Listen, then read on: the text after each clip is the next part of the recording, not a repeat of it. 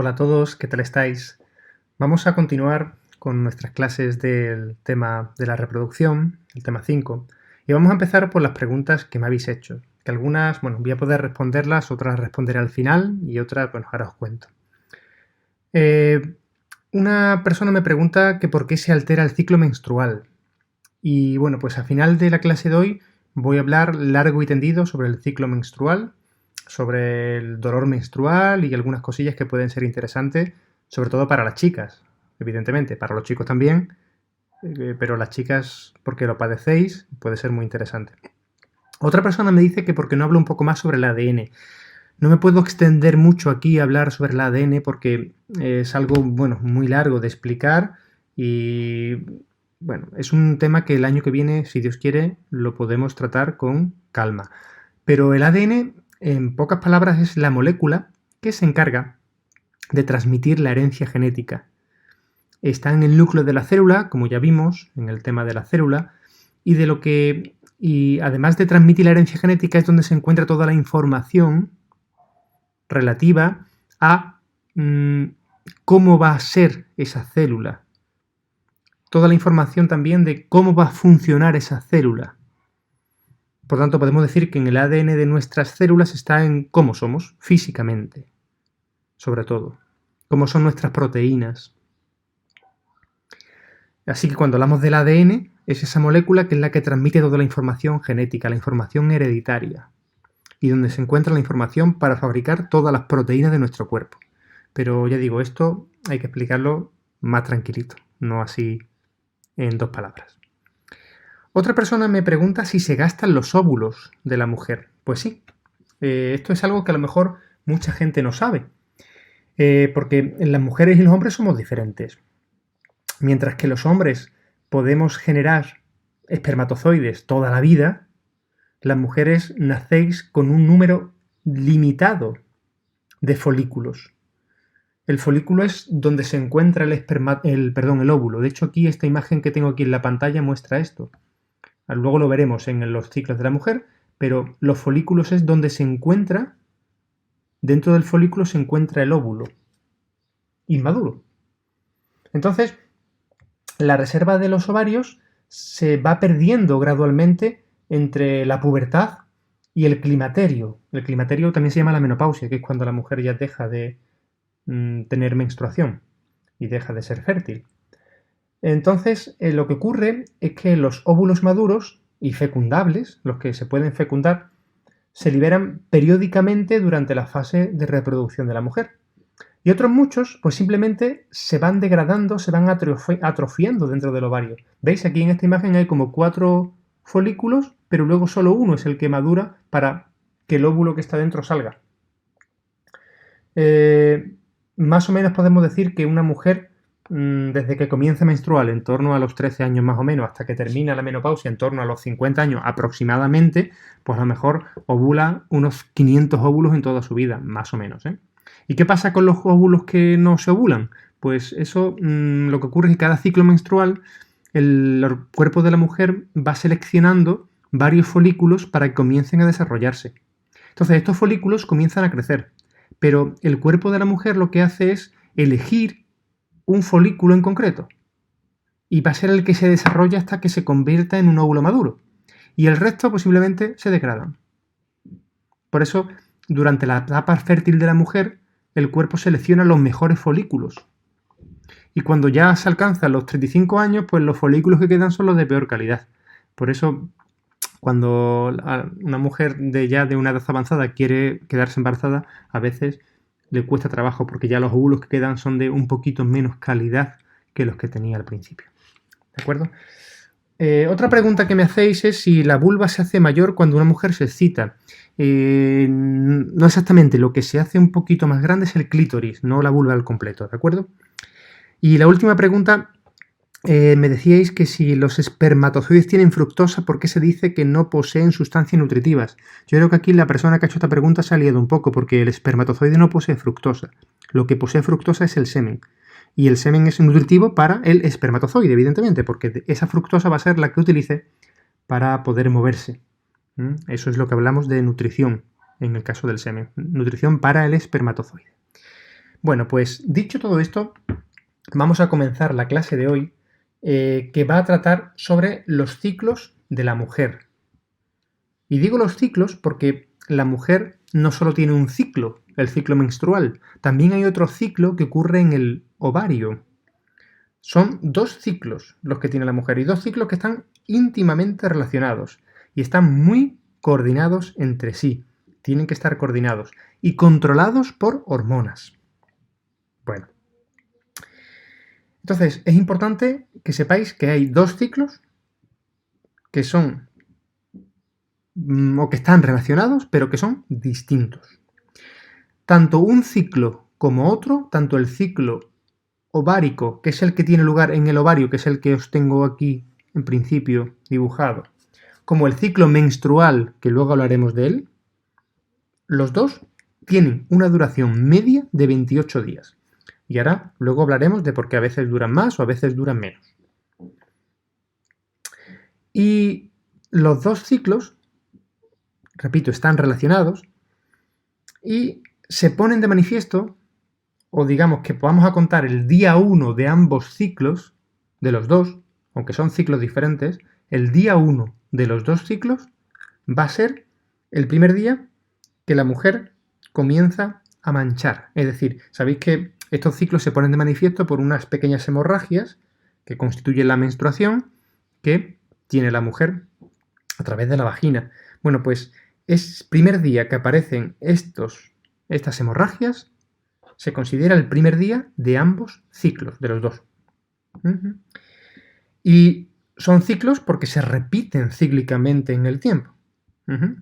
Y repito, el ciclo ovárico tiene lugar en el ovario y el ciclo menstrual tiene lugar en la mucosa del útero, es decir, en el endometrio.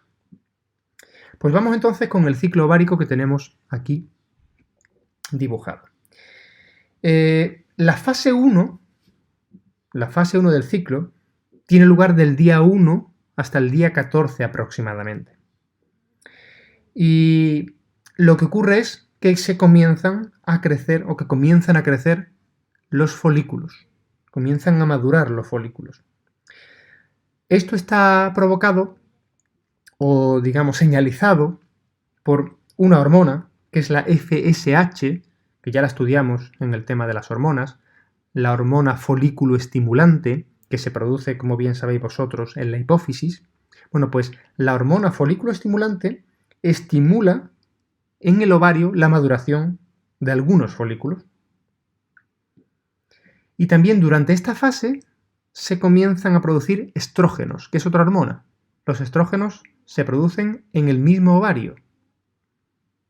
Entonces ya vemos que las hormonas empiezan aquí a tener un papel importante. Luego lo veremos en una gráfica. Esto es lioso, pero no os preocupéis porque tampoco es lo más importante que aprendáis todas las hormonas de memoria. Pero sí que sepáis que hay muchas hormonas implicadas en todo el proceso de regulación de los ciclos.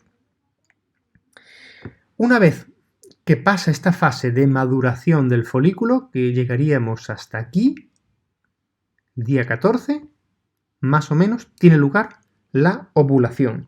Repito, alrededor del día 14. Simplemente uno de los folículos ha completado la maduración, se rompe y libera un óvulo. Y eso es la ovulación, como veis aquí dibujado.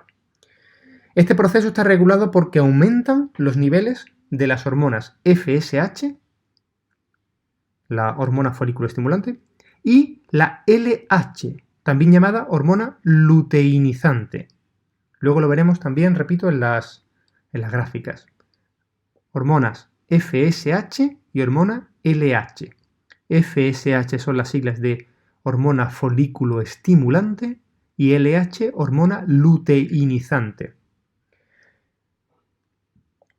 Lo de luteinizante viene o tiene relación con la siguiente fase, con la fase 3, que es del día 14 hasta el día 28, porque es la fase de formación del cuerpo lúteo. Porque los restos del folículo, como veis aquí, se abre el... Perdón, que he pasado sin querer diapositiva aquí. Se abre el óvulo, se abre el folículo y se libera el óvulo, el folículo queda. Entonces, estos restos del folículo forman el que se va a llamar cuerpo lúteo, que es una estructura muy importante porque sigue produciendo hormonas. Sobre todo estrógenos y progesterona. Ahora veremos los niveles de estrógenos y progesterona cómo fluctúan también en todo el ciclo. Estas hormonas lo que hacen es preparar al cuerpo para un posible embarazo.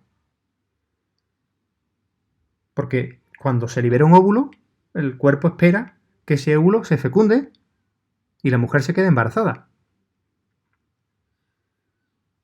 Claro, si el óvulo no es fecundado, ¿qué ocurre? Pues que el cuerpo lúteo, como veis aquí, va degenerando poco a poco.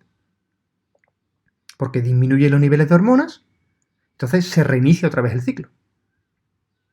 Si se produjese la fecundación, el cuerpo lúteo no se degenera, sino que seguirá produciendo hormonas. Seguirá produciendo estrógeno y seguirá produciendo progesterona para frenar la ovulación. De hecho, esto es lo que hacen las píldoras anticonceptivas, que supongo habéis oído hablar de ellas. Es meterle al cuerpo de la mujer hormonas de forma sintética para que la mujer crea que está embarazada. O el cuerpo de la mujer piense que está embarazada y pare la ovulación. Metiéndole hormonas, sobre todo estrógenos y progesterona, depende del tipo de píldora, pero sobre todo son estas hormonas.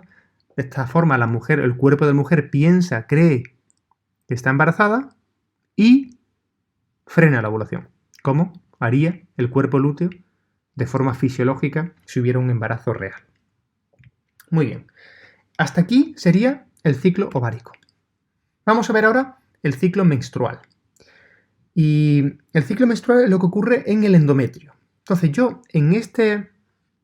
aquí veis, en este dibujito de aquí, que está un poquito pequeño, pero bueno, espero que se entienda y se vea bien, os he dibujado, bueno, yo no, lo he copiado de internet, pero el que lo ha dibujado ha representado el tamaño del endometrio. Recordad que el endometrio es esa mucosa uterina, que es donde va a anidar, donde se va a unir el futuro embrión. Bueno, pues vamos a ver poco a poco cómo ocurre esta fase.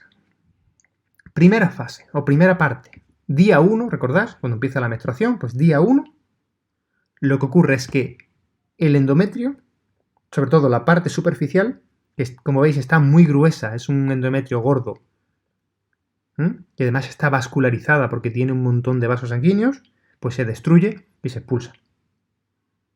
Ahora veremos por qué ocurre esto. Se expulsa evidentemente a través de la vagina, al exterior. Junto con toda la sangre que hay en los capilares, porque todo eso está vascularizado. Entonces por eso se produce la hemorragia.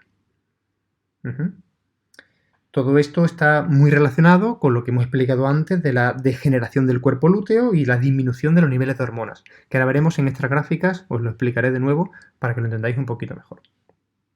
Aquí también se ve cómo toda esta capa de endometrio se va destruyendo y va saliendo al exterior a través de la vagina en toda la fase de menstruación. Una vez que finaliza la menstruación, llegamos a la fase siguiente, que sería el crecimiento del endometrio. Porque ahora lo que hace la mujer es, una vez que ha expulsado todo el endometrio, es crear un nuevo endometrio. Con la idea de que si se produjera un embarazo, el endometrio sea, o esté nuevecito, esté perfecto, sea un endometrio fantástico para coger un nuevo embrión. Y eso lo hace la mujer todos los meses. Fabrica un nuevo endometrio. ¿Que no viene embrión? Lo destruyo y vuelvo a fabricar uno nuevo. ¿Que viene embrión? Perfecto, se encuentra uno nuevo. ¿Que no viene? Lo destruyo y fabrico uno nuevo. Y así todos los santos meses. Hasta, evidentemente, desde la pubertad hasta la menopausia. Bueno, pues esta fase de crecimiento del endometrio va más o menos desde el día 6 hasta el día 14, aproximadamente. Una vez que termina la menstruación, ¿vale? Y hasta 2 días después de la ovulación. Tiene su sentido porque, fijaos, el endometrio empieza a crecer cuando no hay ovulación. El momento que hay ovulación, ya el endometrio está preparadísimo para ello. Preparadísimo. ¿Por qué? Por si acaso se produce una fecundación.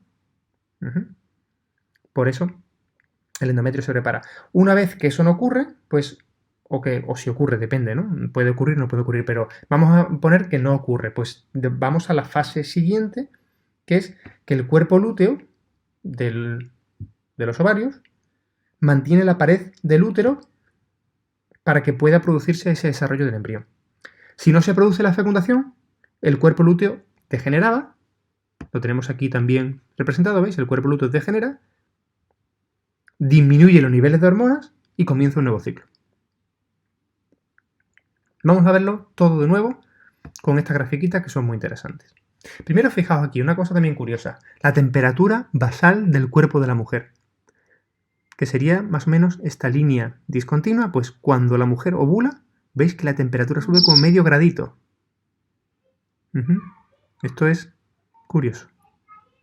Esto es a veces un método, lo veremos también en los métodos anticonceptivos, el método de la temperatura. Hay mujeres que se toman la temperatura para saber cuándo están ovulando y así poder intentar quedarse embarazada con mayor facilidad. Porque justo cuando te tienes que tomar la temperatura todos los días, por la mañana, por ejemplo, después de nada más levantarte. Lo apuntas un papelito y si ves que aumenta medio grado, es señal de que estás ovulando. Esto es, bueno, relativamente cierto, pero suele pasar. Y aquí tenéis representado, o aquí un poquito más grande, que es lo mismo, los niveles de hormonas durante todo el ciclo. Fijaos, tenemos representadas 4 hormonas. La hormona luteinizante, la hormona folículoestimulante, los estrógenos y la progesterona. Fijaos cómo fluctúan todos los niveles de hormona. Todos ellos. Primero, vamos a ver cómo con la ovulación lo que más aumenta es el pico tan grande de hormona luteinizante y el pico de hormona folículoestimulante. Aunque la hormona folículoestimulante, como veis, venía también altita por aquí para poder madurar los folículos, pero veis, cuando llega el momento de la ovulación, decae y luego ¡pum!, un pico grande para poder ovular. Y fijaros también los estrógenos, como los estrógenos producidos también por los folículos empiezan a crecer por aquí, luego bajan un poquito, suben otro poquito y luego empiezan a descender. Y lo mismo con la progesterona. La progesterona la fabrica el cuerpo lúteo fundamentalmente, pues crece justo cuando ya, después de la ovulación, cuando se ha producido el cuerpo lúteo y comienza a decaer. Fijaros cómo están los niveles de hormonas en las mujeres. Y quiero comentar esto, terminar con los niveles de hormonas, porque quiero hacer ahora una pequeña locución, quiero hablar un poquito. Esto me hubiera gustado mucho hablarlo cara a cara, con vosotras, pero hablar algo de la dismenorrea. Esta palabra es el dolor menstrual. Y vamos a relacionarlo un poco con las hormonas. Ahora veréis. Mirad, no sé si lo sabéis vosotras, pero el 50%, o del 50 al 85% de las mujeres en todo el mundo tienen dolor menstrual. Es un número muy alto. Y esto se ha normalizado. Pero no debería ser así. Es decir, que algo sea frecuente no debería ser normal. Y tengo que deciros, chicas, que el dolor menstrual no debería ser normal. No debería ser frecuente. Eso es un problema. Y ahora vamos a ver por qué. ¿Qué puede pasar? ¿Por qué hay tantas mujeres con dolor menstrual? Otra cosa que yo me pregunto mucho es por qué siempre se dice que no pasa nada. Porque se llama dismenorrea primaria a estos síntomas de dolor menstrual cuando no hay patología ninguna en el útero. Cuando tú, a lo mejor tú tienes problemas con dolores menstruales, pero vas al ginecólogo, vas al médico, te explora, y dice, mira, pues no hay ninguna cosa, está todo bien, así que no te preocupes que no pasa nada. ¿Cómo que no pasa nada? ¿De verdad no pasa nada? Sí pasa, hay chicas que lo pasan fatal. Pero fatal, fatal. Imagínate un día que tengas dolor menstrual y tengas un examen, por ejemplo. O seas deportista y tengas una prueba que tengas que rendir. O yo qué sé, o 1000 cosas. Sí, sí pasa. Hay personas que lo pasan muy mal. Muy mal. Además, incluso os digo que el dolor menstrual está provocado por una inflamación, digamos, no excesiva, sino una inflamación recurrente del endometrio, y esa inflamación tras inflamación podría provocar incluso en el futuro una endometriosis en la etapa más adulta, y eso podría tener en el futuro problemas para la implantación del embrión en la mujer. Es decir, una persona que tiene dolor menstrual recurrente, a la larga podría darle problemas de fertilidad. Pero bueno, ya digo, estos serían casos extremos, ¿eh? No os preocupéis que serían casos extremos. Bien, ¿y por qué se produce esto? Bueno, pues mirad, quizá la hormona más importante aquí en todo esto de la inflamación y de los dolores sería los estrógenos. Esta hormona que veis aquí. También la progesterona, pero voy a centrarme ahora en los estrógenos. Fijaros que los estrógenos suben aquí bastante, pero luego tienen que empezar a descender hasta llegar a unos niveles muy bajos para que comience el siguiente ciclo aquí. Si estos niveles de estrógenos permanecen altos, es cuando tenemos los problemas. ¿Y de qué problemas me refiero? Pues a ver cómo explico esto porque tampoco no es fácil de explicar. Mirad, los estrógenos tienen una función proliferativa. Es decir, sirven para que las células de nuestro cuerpo se empiecen a reproducir. Incluso cuando los estrógenos llegan al hígado, que es, digamos, nuestro órgano donde se depuran las cosas, y esos estrógenos se van a metabolizar, se metaboliza en dos fases, la fase 1 y la fase 2. Bueno, pues cuando acaba la fase 1, tenemos un derivado de los estrógenos, que son los llamados hidroxiestrógenos. Esto no hace falta ni que lo apuntéis, es simplemente para que lo sepáis. Los hidroxiestrógenos, que son tremendamente proliferativos, tienen una capacidad brutal de hacer que nuestro cuerpo se inflame y las células proliferen. Esto parece un poco, oye, pero un momento, ¿cómo que tenemos unos estrógenos en nuestro cuerpo que son tremendamente hasta dañinos? ¿Por qué? ¿Por qué ocurre esto? O sea, ¿por qué los estrógenos quieren hacerle esa mala jugada a las mujeres? Bueno, eso está pensado para cuando una mujer está embarazada. Eso está pensado para cuando está embarazada, porque cuando una mujer está embarazada necesita una proliferación celular rapidísima y grandísima. Pero cuando no está embarazada, no la necesita. Entonces, aquí el problema es que la depuradora, digamos, de estrógenos, que tiene que bajar los niveles de estrógenos hasta niveles muy bajos, sobre todo es nuestro hígado. Si el hígado funciona bien, pues esos estrógenos se degradan rápidamente. Entonces no se acumulan esos metabolitos intermedios de los que he hablado. Y se eliminan sin ningún problema a través de las heces o de la orina. Pero si ese metabolito no se elimina porque nuestra depuradora, porque nuestro hígado no funciona bien, entonces es cuando vienen los problemas. Es cuando vienen las cosas que no gustan, que son, bueno, dolor menstrual y puede ser incluso hasta más cosas. Puede haber más problemas.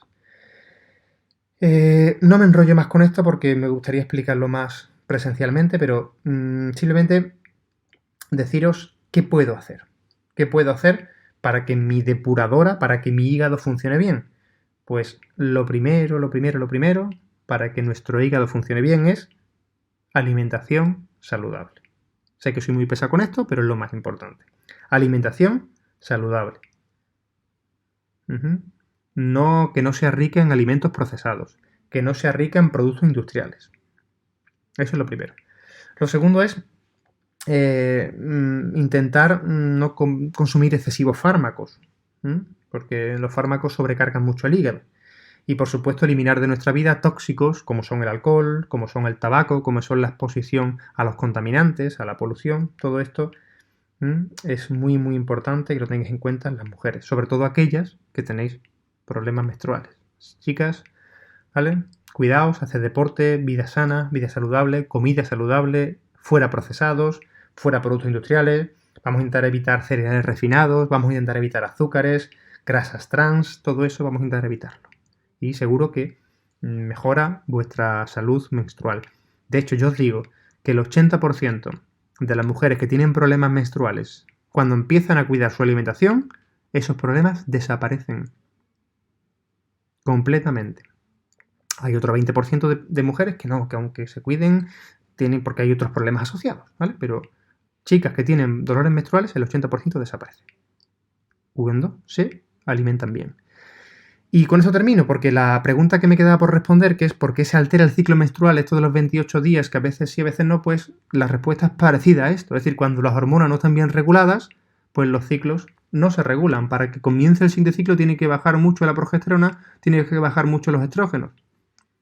Si no bajan, porque nuestro hígado no los depura bien, no los elimina bien, pues se desregulan los ciclos. Y a todo esto hay que sumarle todo el componente emocional, tan importante, porque las emociones influyen mucho en esto.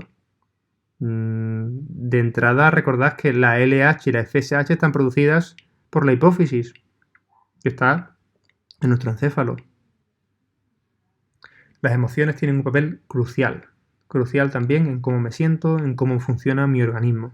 Así que fijaos todas las cosas que hay que tener en cuenta para que los ciclos funcionen bien. Bueno, espero que no haya sido muy aburrido esto. El próximo día hablaremos ya de la fecundación, del embarazo y del parto, y me despido con unas cuantas preguntas como siempre. Muchos besitos y muchos abrazos para todos.